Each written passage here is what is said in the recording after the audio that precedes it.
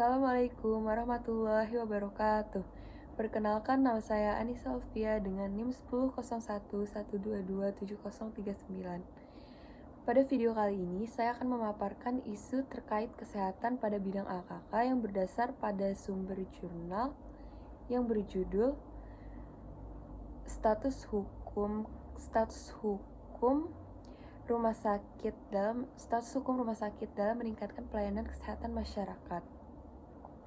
Video ini saya buat sebagai pemenuhan nilai UTS pada mata kuliah Hukum dan Perundangan Kesehatan yang diampu oleh Ibu Siti Halimatul Munawarah.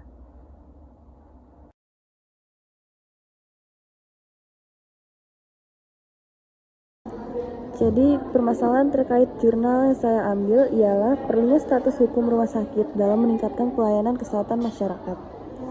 Bahasan pertama yaitu penyelenggaraan rumah sakit dalam meningkatkan pelayanan kesehatan masyarakat.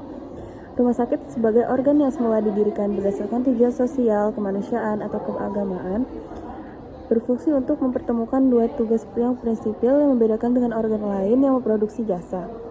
Rumah sakit merupakan organ yang mempertemukan tugas yang didasari oleh dalil etik medik karena merupakan tempat bekerjanya para profesional penyandang lafal sumpah medik yang diikat oleh dalil Hippocrates.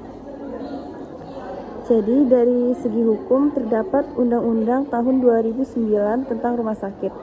Pasal pertama yang berisi rumah sakit adalah institusi pelayanan kesehatan yang menyelenggarakan pelayanan kesehatan perorangan secara paripurna, yang menyediakan rawat inap, rawat jalan, dan gawat darurat. Sedangkan pada pasal 2 disebutkan bahwa rumah sakit diselenggarakan berdasarkan Pancasila dan didasarkan anti-diskriminasi dan didasarkan kepada nilai kemanusiaan, etika, dan profesionalitas, manfaat, keadilan, persamaan hak, dan anti-diskriminasi, serta pemerataan, perlindungan, dan keselamatan pasien, dan mempunyai fungsi sosial. Kemudian, rumah sakit mempunyai tugas memberikan pelayanan kesehatan perorangan secara paripurna untuk menjalankan tugas pelayanan kesehatan rumah sakit yang mempunyai fungsi sebagai berikut. Penyelenggaraan pelayanan pengobatan dan pemulihan kesehatan sesuai dengan standar pelayanan rumah sakit. Pemeliharaan dan peningkatan kesehatan perorangan melalui pelayanan kesehatan yang paripurna tingkat kedua dan ketiga sesuai kebutuhan medis. Penyelenggaraan pendidikan dan pelatihan sumber daya manusia dalam rangka peningkatan kemampuan dalam pemberian pelayanan kesehatan. Serta yang terakhir, penyelenggaraan penelitian dan pengembangan serta penapisan teknologi di bidang kesehatan dalam rangka peningkatan pelayanan kesehatan dengan memperhatikan etika, ilmu pengetahuan dan di bidang kesehatan. Pada bahasan kedua, kita akan membahas tanggung jawab hukum rumah sakit dalam pelaksanaan pelayanan kesehatan masyarakat. Rumah sakit sering mengalami krisis pelayanan kesehatan karena fungsi rumah sakit bukan saja tempat untuk berobat, tetapi pelayanannya meliputi kegiatan yang bersifat kuratif, rehabilitatif, promotif, dan preventif. Jadi, batas kewenangan dan tanggung jawab etik para tenaga kesehatan di rumah sakit harus sesuai dengan standar profesi. Karena setiap tindakan medis yang dilakukan mempunyai hubungan hukum antara rumah sakit, dokter, dan pasien.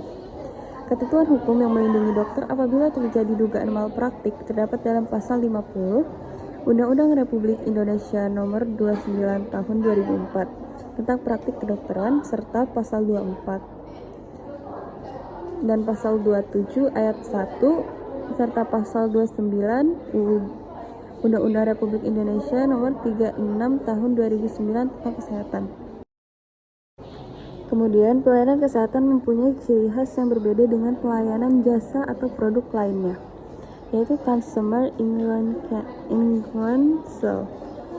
atau ketidaktahuan konsumen, supply induced demand atau pengaruh penyediaan jasa kesehatan terhadap konsumen. Atau dengan kata lain, konsumen tidak memiliki daya tawar dan daya pilih. Produk pelayanan kesehatan bukan konsep homogen, pembatasan terhadap kompetisi, ketidakpastian tentang sakit, serta sehat sebagai hak asasi. Kemudian pada bahasan yang ketiga yaitu tanggung jawab secara hukum terhadap semua kerugian yang ditimbulkan atas kelalaian yang dilakukan oleh tenaga kesehatan di rumah sakit. Rumah sakit adalah organisasi penyelenggara pelayanan Republik yang mempunyai tanggung jawab atas setiap pelayanan jasa publik kesehatan, uang, kesehatan yang diselenggarakannya. Tanggung jawab tersebut yaitu menyelenggarakan pelayanan kesehatan yang bermutu, terjangkau, berdasarkan prinsip aman, menyeluruh, non-diskriminatif, partisipatif, dan memberikan perlindungan bagi masyarakat sebagai pengguna jasa pelayanan kesehatan atau health receiver. Juga bagi penyelenggara pelayanan kesehatan demi untuk mewujudkan derajat kesehatan yang setinggi-tingginya. Kemudian terdapat hukum perundangan yaitu Undang-Undang Republik Indonesia Nomor 44 Tahun 2009 tentang rumah sakit. Pasal 46 yang mengatakan bahwa rumah sakit bertanggung jawab secara hukum terhadap semua kerugian yang ditimbulkan atas kelalaian yang dilakukan oleh tenaga kesehatan di rumah sakit. Pasal selanjutnya terdapat Undang-Undang Republik Indonesia Nomor 44 Tahun 2009 tentang rumah sakit pasal 33 ayat 1. Yaitu setiap rumah sakit harus memiliki organisasi yang efektif, efisien, dan akuntabel yang dalam penjelasannya disebutkan organisasi rumah sakit disusun dengan tujuan untuk mencapai visi dan misi dan menjalankan tata kelola perusahaan yang baik atau good governance dan tata kelola klinis yang baik atau good clinical governance.